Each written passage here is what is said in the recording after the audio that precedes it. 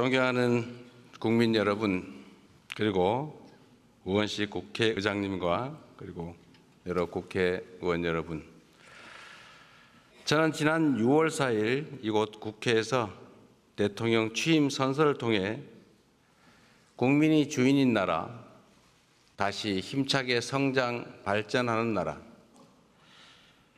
모두 함께 잘 사는 문화가 꽃피는 나라, 그리고 안전하고 평화로운 나라를 만들겠다고 약속드렸습니다.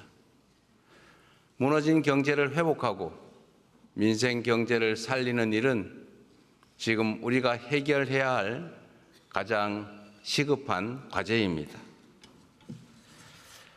요즘처럼 저성장이 지속되면 기회의 문이 좁아지고 경쟁과 갈등이 격화되는 악순환에 빠지게 됩니다. 새로운 성장 동력을 만들고 성장의 기회와 결과를 함께 나누는 공정성장의 문을 열어야 양극화와 불평등을 완화하고 모두가 함께 잘 사는 세상으로 나아갈 수 있습니다. 자본시장도 정상화해야 합니다. 자본시장의 투명성과 공정성을 회복하면 경제도 살고 기업도 제대로 성장 발전하는 선순환으로 우리 국민 모두가 바라는 코스피 5000 시대를 열어제칠 수 있습니다. 인공지능, 반도체 등 첨단 기술 산업에 대대적으로 투자하고 재생에너지 중심의 에너지 전환을 조속하게 완료하여 기후위기와 R200에 대응해야 합니다. 바이오 산업과 제조업 혁신, 문화산업 육성에도 힘을 기울여서 세계를 선도하는 대한민국을 만들어야 합니다. 외교에는 색깔이 없습니다. 진보냐 보수냐가 아니라 국익이냐 아니냐가 유일한 선택 기준이 되어야 합니다.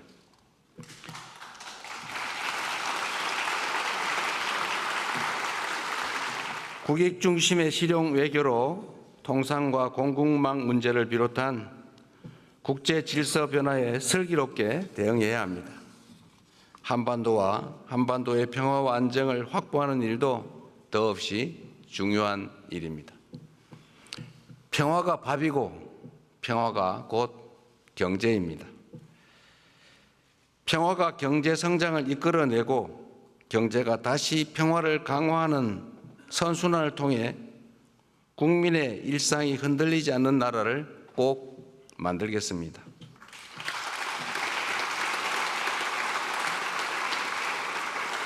이 자리를 빌려 국민 여러분께 간곡하게 협조 요청을 드립니다.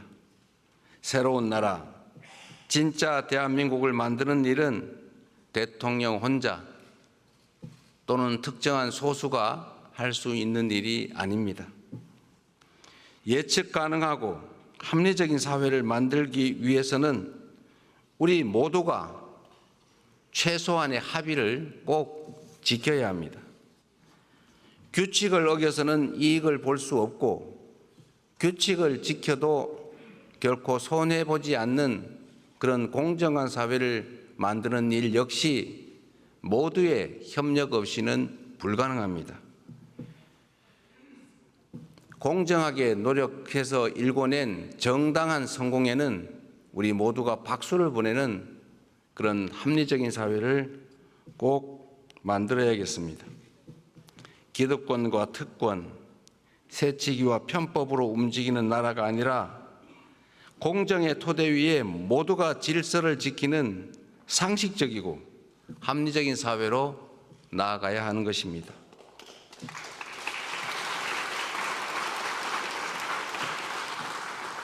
새로운 사회로 변화하는 과정은 고통을 수반하지만 건물을 걷어내야 씨를 뿌릴 수 있습니다.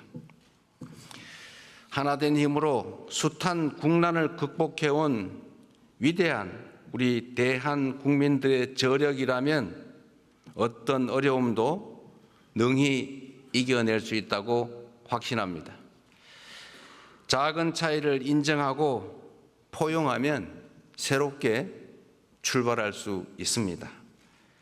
짧은 기간이지만 이미 많은 것들이 회복되고 정상화되고 있습니다.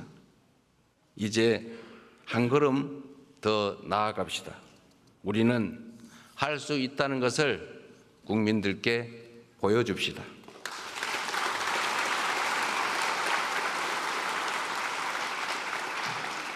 존경하는 국민 여러분, 그리고 더불어민주당, 국민의힘, 조국혁신당을 포함한 국회의원 여러분, 오늘 저는 정부가 추가 경정 예산안을 편성한 이유와 주요 내용을 직접 설명드리고 국회 협조를 구하고자 이 자리에 왔습니다.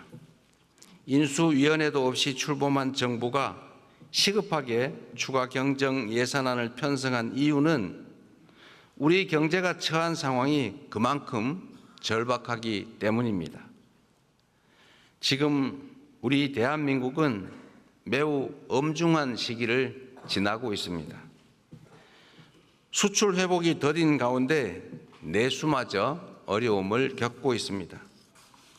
고물가, 고금리, 고환율에 경제 성장률은 4분기 연속 0%대에 머물고 심지어 지난 1분기는 마이너스 성장을 하기도 했습니다.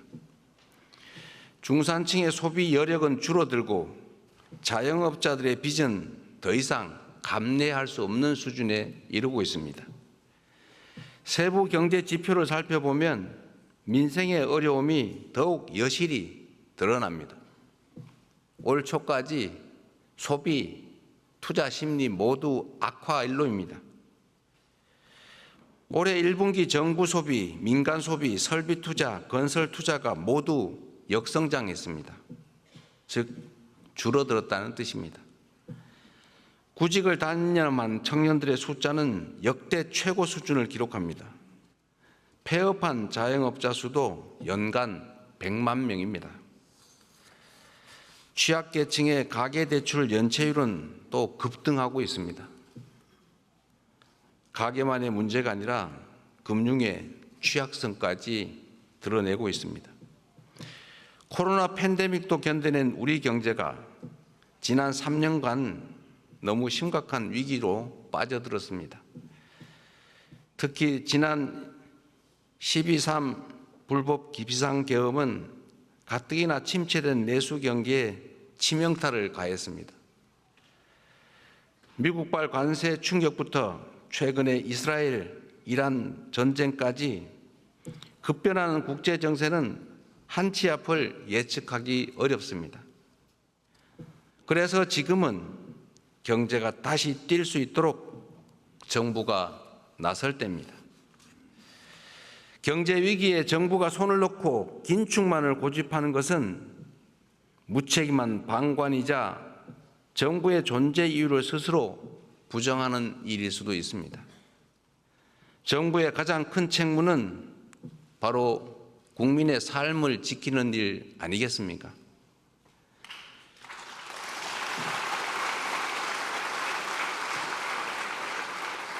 국민의 삶을 지키는 정부, 그리고 위기 앞에 실용으로 답하는 정부라야 합니다. 이념과 구호가 아니라 경제와 민생을 살리는 실천이 바로 새 정부가 나아갈 방향입니다.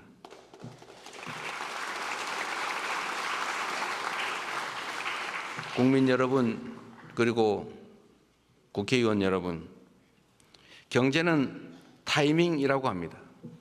지금이 바로 그 타이밍으로 생각됩니다.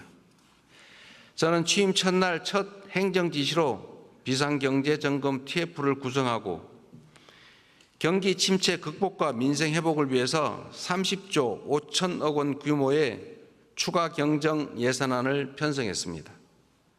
신속한 추경 편성과 속도감 있는 집행으로 우리 경제, 특히 내수 시장에 활력을 불어넣는 것이 중요하다고 판단했습니다. 경기 회복의 골든타임을 놓치지 않도록 국회에 적극적인 협조를 부탁드리면서 추가 경정 예산안 세부 내용을 설명드리겠습니다.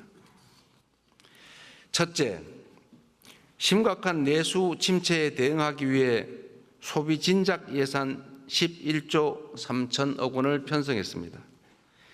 약 13조 원 규모의 민생 회복 소비 쿠폰을 편성해서 소비 여력을 보강하고 내수 시장 활성화를 지원하려고 합니다.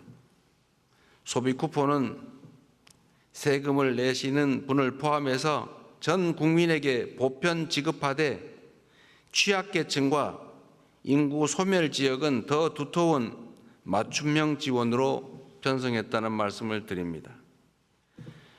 모든 국민들은 1인당 15만 원씩을 받으시되 형편과 지역에 따라 최대 52만 원까지 지원하게 됩니다. 지역 경제에 숨을 불어넣기 위해 지역사랑 상품권에 6천억 원 국비를 추가 투입해서 할인율을 인상하고 발행 규모를 8조 원 추가로 확대했다는 말씀을 드립니다.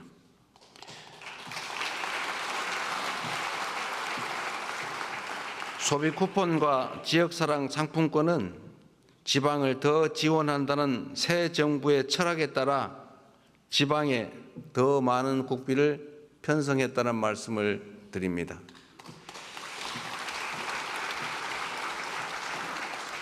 둘째, 경기 활성화를 위한 투자 촉진 예산 3조 9천억 원을 편성했습니다. 철도, 도로, 항만 등 집행 가능한 SOC에 조기 투자하고 침체된 부동산 PF 시장에 총 5조 4천억 원의 유동성을 공급하는 등 건설 경기를 살리기 위한 예산을 담았습니다. AI와 신재생 에너지 관련 투자를 확대하고 벤처 중소기업 모태펀드 출자 등 1조 3천억 원의 자금 지원으로 대한민국 성장 동력을 되살리고자 했다는 말씀을 드립니다.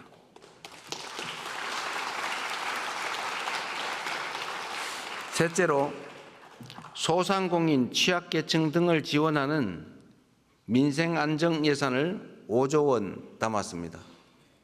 같은 경제 위기 상황이라도 고통의 무게는 같지 않습니다. 코로나 팬데믹 위기부터 12.3 불법 비상계엄까지 극심한 고통을 겪고 계신 소상공인, 자영업자, 취약계층을 위한 특단의 대책이 필요합니다.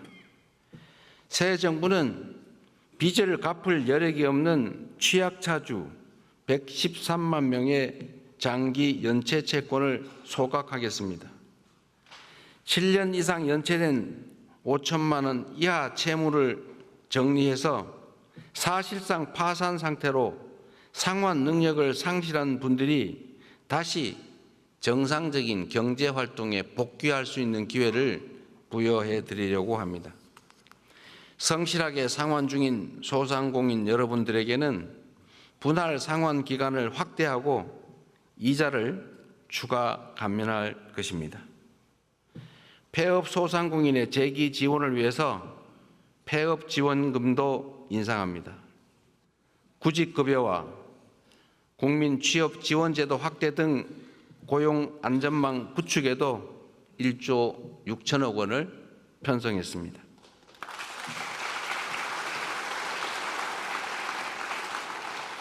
넷째, 10조 3천억 원 규모의 세입 경정을 추진해서 재정 정상화의 시작을 알리겠습니다.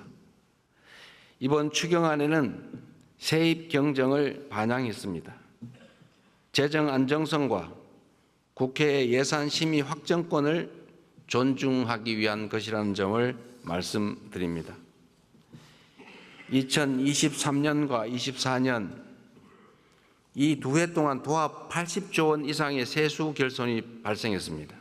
그리고 올해도 상당한 수준의 세수 결손이 예측됩니다. 만약 세수 결손을 방치할 경우에 정부는 연말에 예산을 대규모 불용 처리할 수밖에 없게 됩니다. 이렇게 되면 정부가 예산을 계획만큼 지출하지 못할 뿐 아니라 지방 재정 지원도 줄어들게 됩니다. 이는 사실상의 긴축 재정 운용으로 민생과 경기 회복의 걸림돌이 될 수밖에 없습니다. 새 정부는 변칙과 편법이 아닌 투명하고 책임 있는 재정 정책을 펼치려고 합니다. 추경안에 세입 경정을 반영해서 이미 편성한 예산이라 해도 필요한 사업만을 적재적소에 집행하려 하는 것입니다.